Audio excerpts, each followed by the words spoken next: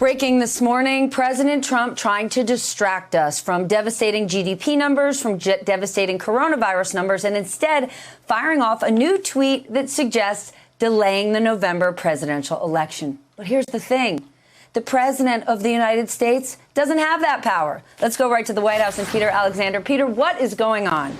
Yeah, so whether or not this was intended to distract from the GDP news or not, that had come out only 15 minutes earlier than the tweet, this Trump tweet immediately sounded alarms. The president suggesting the election should be postponed for COVID-19, basically leaving him in office for an indefinite period of time. If you haven't seen it yet, I'll read it for you.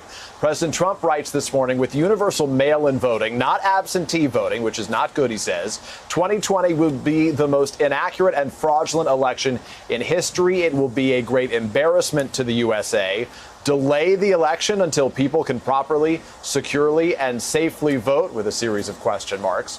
Now, again, Steph, just to hit this home, to be very clear, the president cannot do that. The Constitution is unambiguous about this, that Congress, not a president who may have their own self-interest in mind, gets to decide when the leader of the United States is elected. The states have the authority to delay their primary elections, but the Constitution gives Congress the authority to set the general election date. And to his other point, there is no evidence, of course, of widespread voter fraud through mail-in voting, even in states with all mail-in votes. Of course, none of this happens in a vacuum. We have seen the poll numbers, the president trailing nationally by double digits, including in some swing states.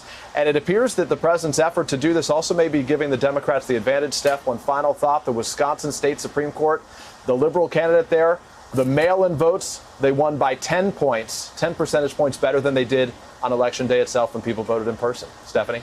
Hey there, I'm Chris Hayes from MSNBC. Thanks for watching MSNBC on YouTube. If you want to keep up to date with the videos we're putting out, you can click subscribe just below me or click over on this list to see lots of other great videos.